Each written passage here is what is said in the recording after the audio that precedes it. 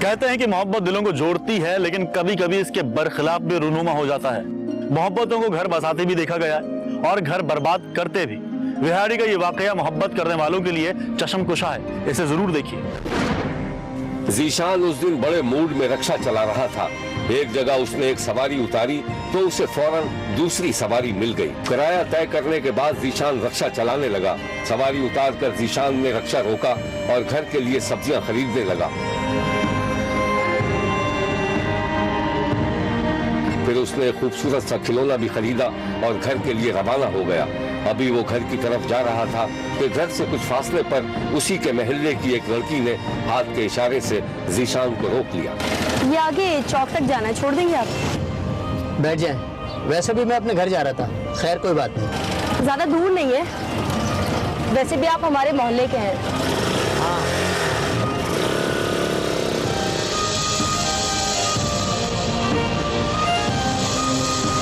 यहाँ तक छोड़ दूं आपको? नहीं, वो सामने चौक है ना, वहाँ उतार दो। अच्छा।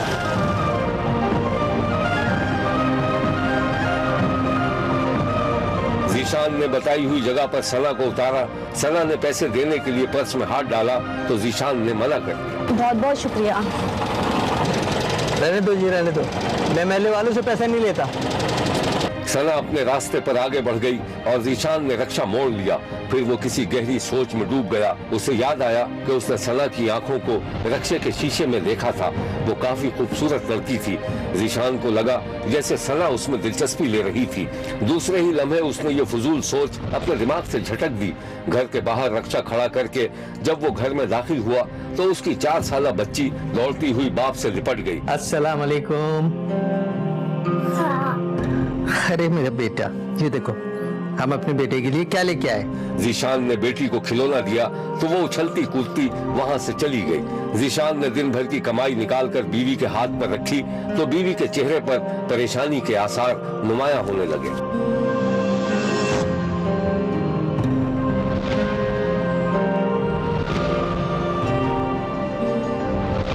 क्या बात है, क्यों परेशान है? सोच रही हूँ इतने कम पैसों में कब तक गुजारा होगा। तू भी ना बड़ी नाशुक्री है। देख जितना नसीब में मिल रहा है ना, सारा मूड खराब कर देती है तू। हाँ, मैं तो आपका मूड ही खराब करती हूँ। अब क्या चाह रही हो? लड़ना चाह रही हो?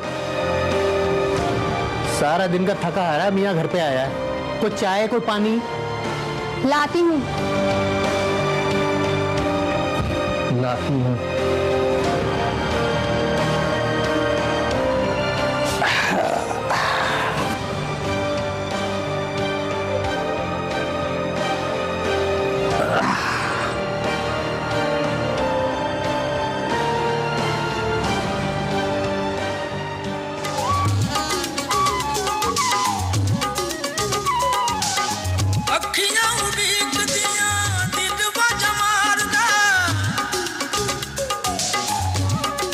अल्लाह खैर करे। अरे अपनी थकान उतार रहा हूं मैं, अब तुझे इस पे भी एतराज है?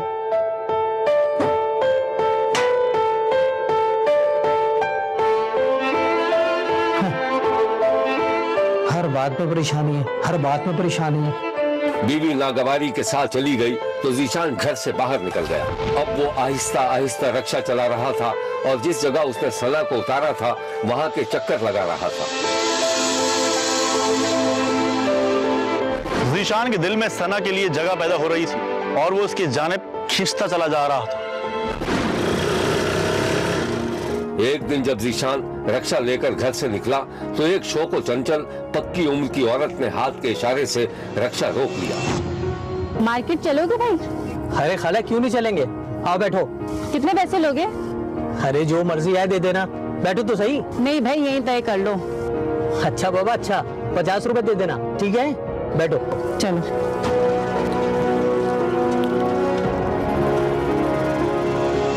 जीशान रक्षा चला रहा था और रक्षे में टेप बज रहा था। औरत ने कुछ दूर जाकर जीशान से टेप की आवाज कम करने को कहा। जीशान ने आवाज कम की तो औरत जरा आगे झुकी और जीशान से कुछ कहने लगी। तुम जीशान हो ना? हाँ, मगर आपको कैसे पता? अरे हम एक ही मोहल्ले में तो रहते हैं। मेरी भांजी तुम्हारी बहुत तारीफ करती है। जीशान ने अचानक रक्षे को ब्रेक लगा दी। भांजी? कौन भांजी? मगर मैं तो किसी को नहीं जानता।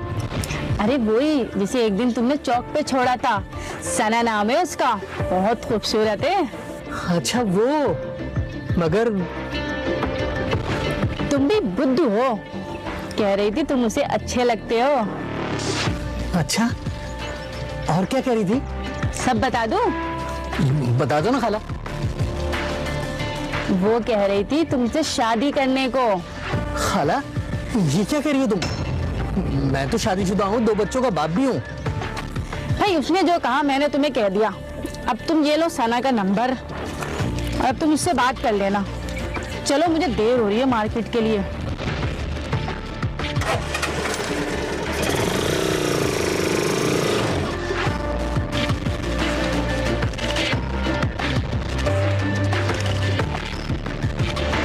जीशान ने सना की खाला को उतार दिया और फिर थोड़ी दूर जाकर उसने सना को फोन मिला दिया।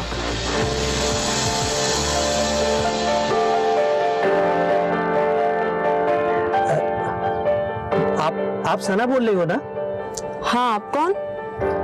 मैं जीशान, रिक्शे वाला। क्या मैं कोई ख्वाब तो नहीं देख रही? मुझे आपसे मिलना है। तुम मिलना तो मुझे भी आपसे है। अम्मा आ गई है, मैं बाद में बात करती हूँ। जीशान को ऐसा लग रहा था जैसे वो कोई हसीन ख्वाब देख रहा हो। उसने रक्षा स्टार्ट किया, रक्षा लहरा लहरा कर चलाने लगा।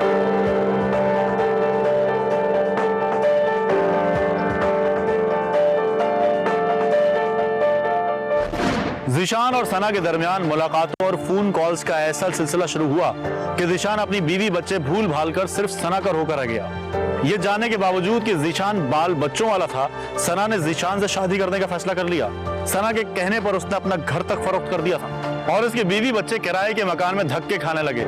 शुरू में तो जीशान ने सना को बीवी से छुपाने की कोशिश की, लेकिन एक दिन साफ साफ ऐलान कर दिया कि सना से दूसरी शादी करेगा, जिस पर जीशान की बीवी घर छोड़कर चली गई।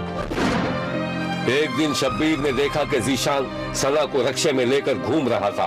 फिर वो दोनों एक पार्क में बैठ गए। एक बात बता, तूने अपने घर वालों को बता तो दिया ना? नहीं, वो कभी भी नहीं मानेंगे। और वैसे भी मैंने फैसला कर लिया, शादी तो मैं तुझसे ही करूंगी। कोई बड़ी गड़बड़ ना हो जाए। मुझे नहीं मालूम तू मुझसे प्यार करता है या नहीं। हाँ, करता तो हूँ। तो फिर अपनी बीवी को छोड़ देना। ये नहीं हो सकता। वैसे भी हमने अगर शादी कर ली तो मेरी बीवी हम दोनों को क्या बिगाड़ लेगी?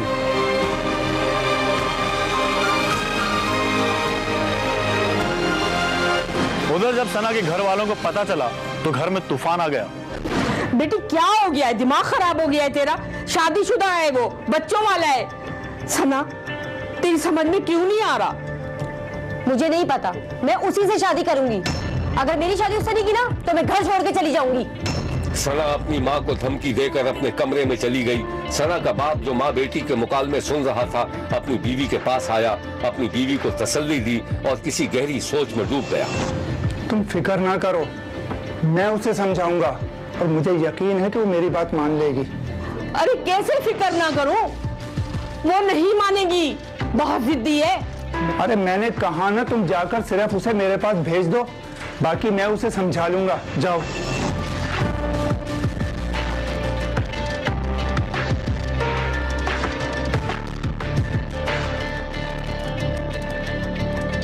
सना की माँ कमरे से चली गई तो थोड़ी देर में सना बाप के पास आ गई।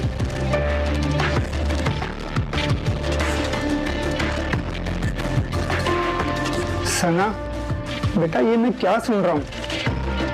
आप बिल्कुल सही सुन रहे हैं, यही मेरी तकदीर है। मेरी बात को समझने की कोशिश करो बेटा। अरे बहुत मुश्किल में डाल रही हो तुम अपने आप को। ये शादी तुम्हारी नहीं हो सकती। इस कहानी की मजीद तफसीलात हम आपको दिखाएंगे, लेकिन एक ब्रेक के बाद। कहीं जाइएगा मत, क्योंकि कोई देखे ना देखे, शब्बीर तो देखेगा। बेटा ये मैं क्या सुन रहा हूँ? आप बिल्कुल सही सुन रहे हैं, यही मेरी तकदीर है। मेरी बात को समझने की कोशिश करो बेटा। अरे बहुत मुश्किल में डाल रही हो तुम अपने आप को। ये शादी तुम्हारी नहीं हो सकती। अगर मेरी शादी उससे नहीं हुई ना तो मैं जहर खा के मर जाऊंगी। अरे मेरी बात तो सुन। अरे बेटा। सना बाप को आखिरी फैसला सुनाकर पांव पटकती हुई अपने कमरे में चली गई और कमरा अंदर से बंद कर दिया। बाप घबराकर अपनी बीवी के पास पहुंच गया। अरे उसने मेरी बात भी नहीं मानी और ऊपर से गुस्से में दरवाजा भी बंद कर लिया। अरे मैं कहता हूँ जाओ जाकर देखो उसे। या अल्लाह मेरी बच्ची। माँ दौड़कर दरवाजे पर पहुंच गई। अरे सना दरवाजा खोलो। बेटा देख, दरवाजा खोल, जल्दी कर सना। अरे मैं कहता हूँ सना दरवाजा खोलो। सना के वालिदैन अपनी बेटी की जिद के आगे मजबूर हो गए थे। फिर उन्होंने ये सोचकर खामोशी से सना का एक दूसरी जगह रिश्ता तय कर दिया कि सना की शादी हो जाएगी तो वो ज़ीशान को भूल जाएगी। लेकिन इस फैसले का सना पर उल्टा ही असर हुआ और उस पर एक तरह का जुनून सवार हो गया और बिलाखिर सना के वालिदैन को बेटी के सामने हथियार डालने पड़े। आप भी देखिए। एक दिन शब्बीर ने देखा कि सना और उसकी माँ बावर्ची खाने में एक साथ काम कर रही थी। अब तो तुम खुश हो ना? तेरे अब्बा राजी हो गए? हाँ अम्मा, मैं बहुत खुश हूँ। अच्छा किसी दिन बुलाओ ना उसको घर पे, मैं खुद ही बात करूंगी। अभी बुला लूं? अरे नहीं अभी नहीं, रात को फोन कर लेना। ठीक है अम्मा।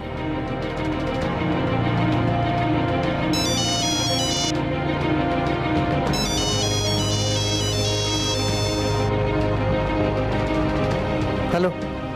हाँ सना, क्या बात है, इतनी रात को क्यों फोन किया? हाँ ज़ीशान, अम्मा और अब्बा दोनों मान गए हमारी शादी के लिए। अच्छा, और उस रिश्ते का क्या हुआ? वो भी अम्मा ने मना कर दिया। और एक बात और, अम्मा ने कहा है अब तुम कभी भी किसी वक्त भी घर आ सकते हो। ये तो बड़ी अच्छी बात है। मैं 10 मिनट में आता हूँ बस। ओके। ज़ीशान घर से निकलने लगा तो उसकी बीवी जाग रही थी। अपने शौहर को इतनी रात घर से जाते देखकर परेशान हो गई। इतनी रात को कहाँ जा रहे हो? जरा काम से जा रहा हूँ, थोड़ी देर में आता हूँ मैं। और देख, मेरे साथ ही हर वक्त रोक टोक मत किया कर, समझी? ज़ीशान बीवी को झाड़ पिलाकर घर से निकल गया। उसने रक्षा स्टार्ट किया और फिर उसे सना के घर के सामने जाकर रोक दिया।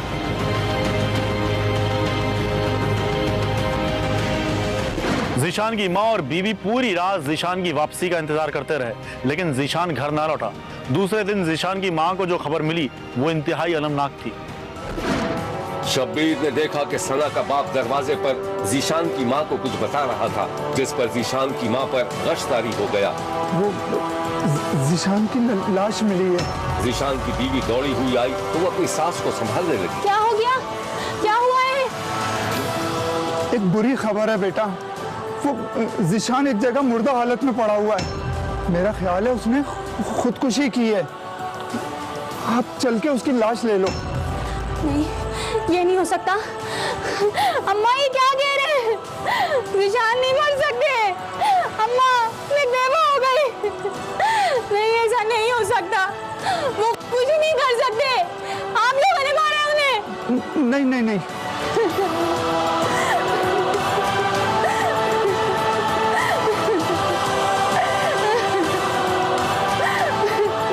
सना का बाप अलमनाक इत्तला देकर जा चुका था और ज़ीशान के घर में कोहराम मचा हुआ था। पुलिस ने इस वाक़े का मुकदमा दर्ज कर लिया था, जबकि सना के घर वाले ताला लगाकर फरार हो गए थे। ज़ीशान के घर वालों का दावा था कि उसके बेटे को जहर देकर मारा गया था।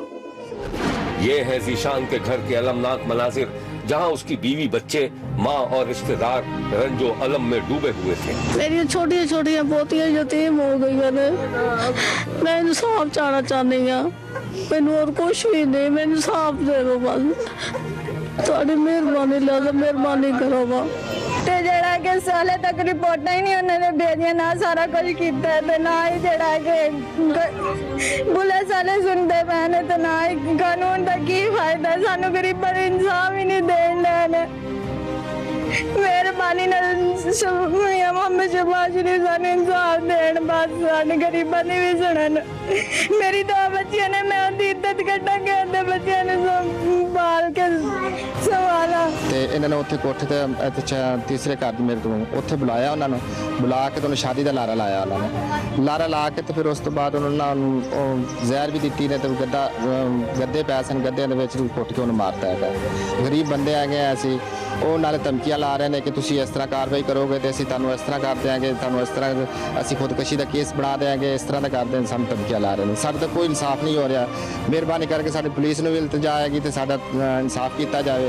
शब्बीर को मालूम हुआ है कि पुलिस ने सना को हिरासत में लेकर शामिल तफ्तीश कर लिया है, जिसका कहना है कि जीशान ने खुदकुशी की है।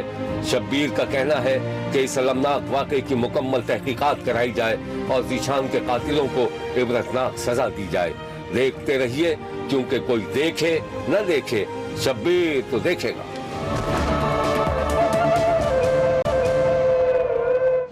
थर पारकर का इलाका जहां हर तरफ सहरा ही सहरा नजर आता है, जहां जिंदगी का दारोमदार इलाके में होने वाली बारिशों पर होता है, जहां पानी का हुसूल आबे हयात लाने से कम नहीं, ऐसे माहौल में इंसानी सांस का रिश्ता बहाल रखे या फिर इश्क मोहब्बत की वादी पुरखार में कदम रखे।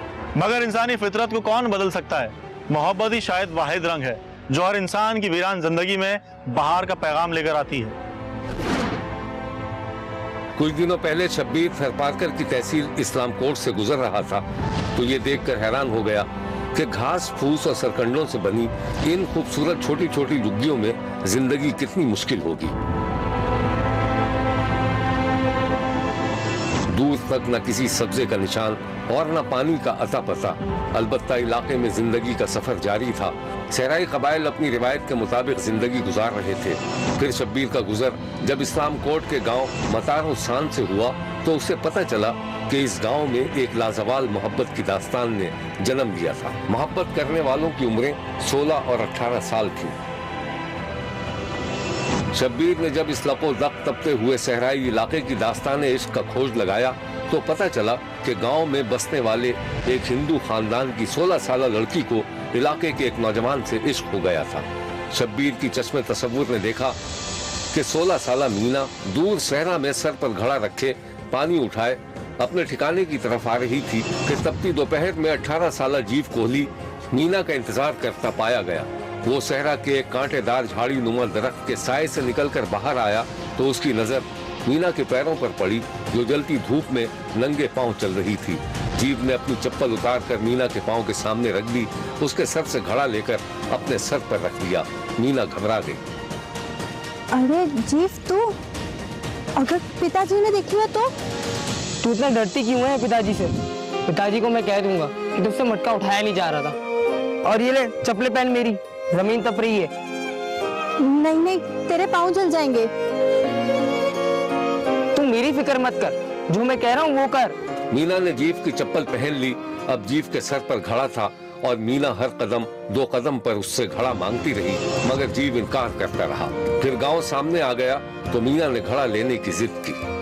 चल अब दे दे, अगर किसी ने देख लिया तो शामत आ जाएगी। ये ले। अच्छा ये बता, तू आज रोटी बनाएगी? हाँ, आटा तो गूंद के रख के आई हूँ। और तू भी आज रोटी खा के जाना। वैसे ही कल रात माँ से डांट पड़ी थी, तुझे रोटी का जो नहीं पूछा था। वैसे तेरी माँ कितनी अच्छी है। और तेरा काम में दिल लगता है? नहीं लगता, हर वक्त यही सोचती रहती हूँ अगर किसी को पता चल गया तो। तू फिक्र नहीं कर, हमारी शादी जरूर होगी। चल ठीक है, अब मैं चलती हूँ। मीना मटका सर पर रखे आगे बढ़ गई और जीव उसे जाता देखता रहा।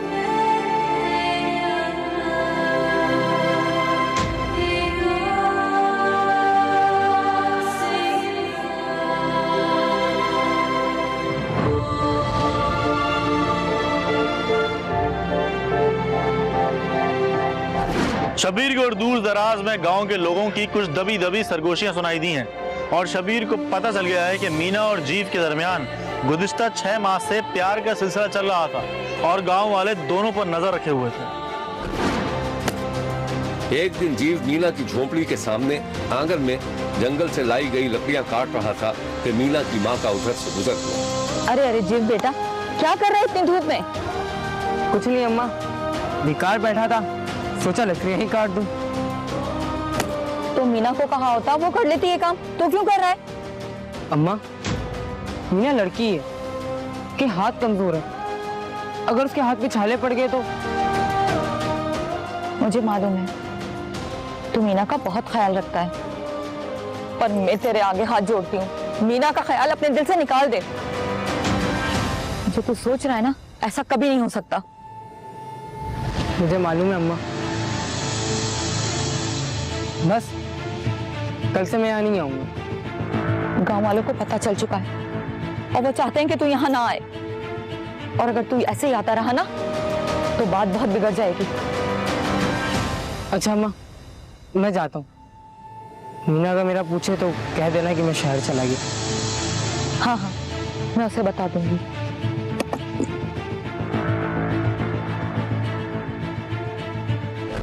मीना और जीव का ताल्लुक हिंदू बिरादरी से था। वो दोनों आपस में कजन्स थे और हिंदू रस्म रिवाज के मुताबिक इनकी आपस में शादी नहीं हो सकती थी। जीव ने मीना की माँ के मना करने के बाद गांव में आना जाना छोड़ दिया था, लेकिन उनकी रातों की नींदें उड़ गई थी। दूसरी तरफ मीना का भी यही हाल था, और फिर एक ऐसा वक्त भी आया कि मीना बीमार रहने लगी।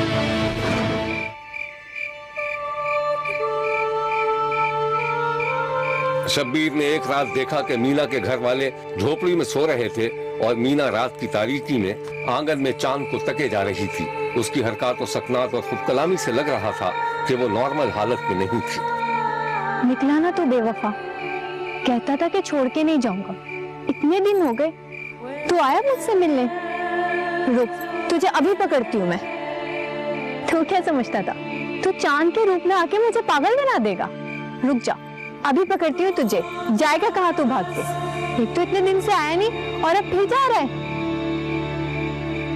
कहाँ जाएगा तू मुझसे बच के? मीना चांद को पकड़ने के लिए उछल रही थी कि इस दौरान उसकी माँ उसके पीछे आकर खड़ी हो गई। वो खामोशी से अपनी बेटी की दीवानगी देखती रही और फिर उसे गले लगाकर झोंपड़ी में वापस ले आई।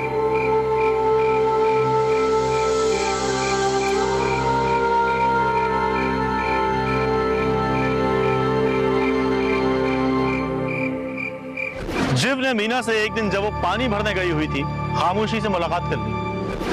मीना, देखिए फोन है, इसमें मेरा ये नंबर है, ठीक है?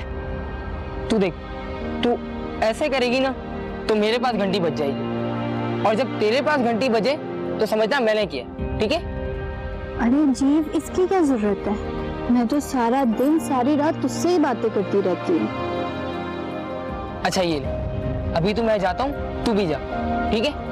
अच्छा जाती हूँ, तू इतना कमजोर क्यों रहे? कुछ खाता पीता नहीं है ना?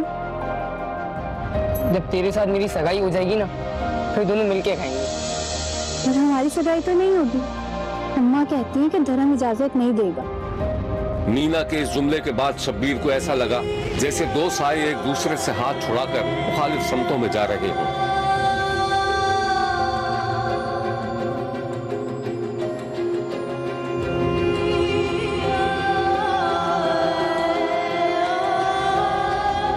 मीना और जीव का इश्क दुनिया की हर रुकावट से बेनियाज रोज बरोज गहरा होता चला गया। इन्होंने धर्म की दीवार की भी परवाह ना करने की ठान ली, और फिर एक दिन दोनों ने जमाने की आंख से छुपकर शादी करने का फैसला कर लिया। एक दिन जीव का फोन आया तो मीना घर में अकेली थी। हाँ जीव बोल। अरे पागल, आज बड़ा अच्छा मौका है, तेरे घर पे भी कोई नहीं है ना? सब घर वाले रिश्तेदार के क्रियाक्रम में गए हुए हैं। मेरे घर पे भी कोई नहीं है। तू एक काम कर, शादी का जोड़ा निकाल और सब पहन कर तालाब के पास जो सड़क जा रही है ना, वहां आ जा, हम वहीं शादी करेंगे। इस कहानी की मजीद तफसीलात हम आपको दिखाएंगे, लेकिन एक ब्रेक के बाद। कहीं जाइएगा मत, क्योंकि कोई देखे ना देखे, शब्बीर तो देखेगा। आज बड़ा अच्छा मौका है, तेरे घर पे भी कोई नहीं है ना? सब घर वाले रिश्तेदार के क्रियाक्रम में गए हुए हैं। मेरे घर पे भी कोई नहीं है। तू एक काम कर, शादी का जोड़ा निकाल और सब पहन कर तालाब के पास जो सड़क जा रही है ना, वहां आ जा। हम वहीं शादी करेंगे, शादी की आप गवाह बना के। अच्छा ठीक है, मैं आती हूँ। ठीक है।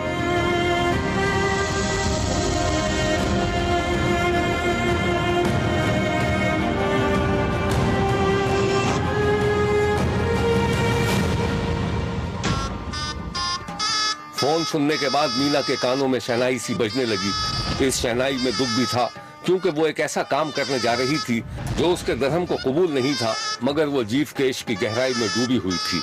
शब्बीर ने देखा कि मीना किसी रोबोट की तरह काम कर रही थी।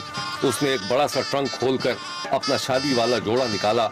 उसके साथ ही रेगिस्तानी फैशन की मोटी मोटी चूड़ियां भी निकाल ली। फिर उसने अपनी पलंग पर कई तकिए रखे और उन पर लिहाफ ओढ़ा दिया। फिर शब्बीर ने देखा कि मीना झोंपड़ी में नहीं थी। थोड़ी देर बाद वो दोबारा झोंपड़ी में पलंग का जायजा लेने आई तो शब्बीर ने देखा कि वो दुल्हन बनी हुई थी। उसने पलंग पर लिहाफ को कुछ इस तरह ठीक किया जैसे लग रहा हो कि वो अंदर सो रही है।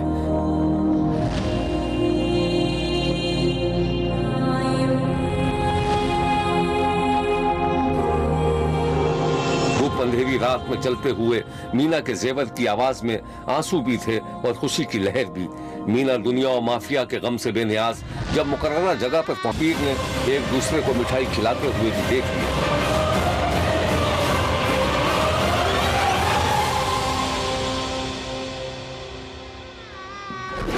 ये कोई आसान काम नहीं था, एक गैर मामूली और तकरीबन नामुमकिन वाकया था, क्योंकि इन दोनों ने मजहब को बालाए ताक रख दिया था। शब्बीर सोच रहा था कि जज्बात में आकर दोनों ने शादी तो कर ली, मगर अब वो जिंदगी कैसे और कहां गुजारेंगे ये मालूम ना था। शब्बीर यही सोचता हुआ वहां से चला आया, मगर दूसरी सुबह शब्बीर को जो खबर मिली उसने शब्बीर के रूंगटे खड़े कर दिए। मोहब्बत के मारों ने एक ही रस्सी का फंदा गले में डालकर खुदकुशी कर ली थी। सुबह को एक दरख्त पर उन दोनों की लाशें झूलती हुई मिली तो दोनों के घरों में कोहराम मच गया।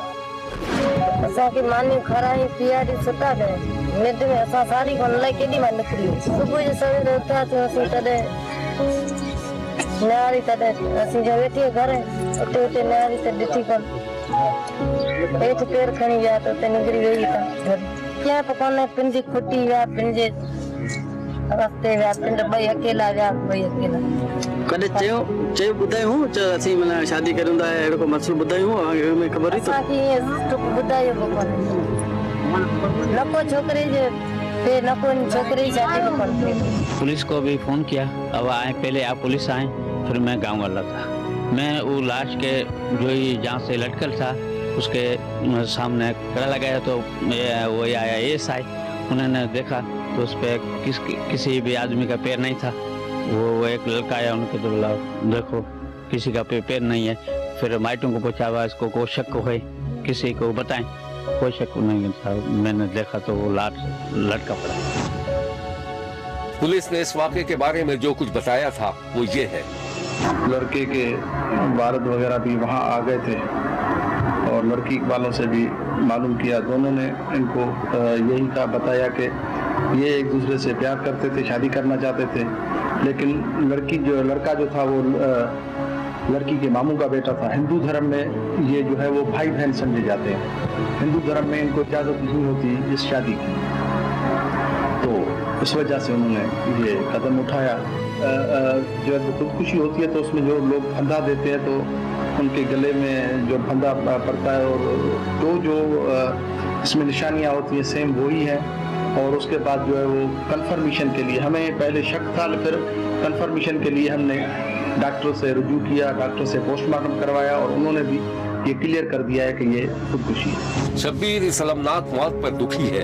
इंसान के हालात कैसे ही क्यों ना हो, खुदकुशी न सिर्फ नाजायज है बल्कि एक तरह की बुज़दिली भी है। इस वाक़े ने जहां शब्बीर को अलमनाक कैफियत में तब्दील कर दिया है, वहां ये सोचने पर भी मजबूर कर दिया है कि इश्क की आग की हरारत का शायद ही अंदाजा लगाया जा सके।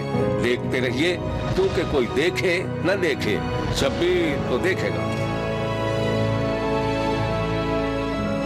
शब्बीर का कहना है कि कोई बाप दिन भर की मेहनत मुशक्कत के बाद थका हारा घर लौटे और वहां खुदा ना खास्ता उसकी बीवी बच्चे मुर्दा हालत में पाए जाएं, तो उस बाप के दिल पर क्या गुजरेगी ये वही समझ सकता है। खुदा ऐसी नागहानी और मसाइब से सबको महफूज रखे।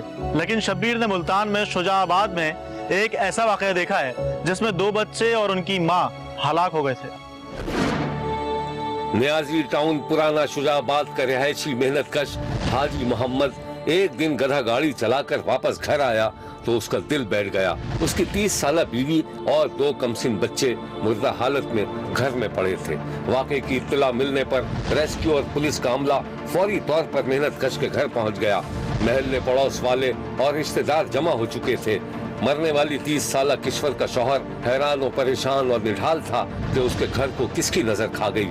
इस शर्मनाक वाकये के बारे में शब्बीर को जो कुछ मालूम हुआ था वो ये था कि हाजी मोहम्मद इंतहाई गुर्बत का शिकार और मियाँ बीवी में अक्सर पैसों के मामले पर झगड़ा रहता था।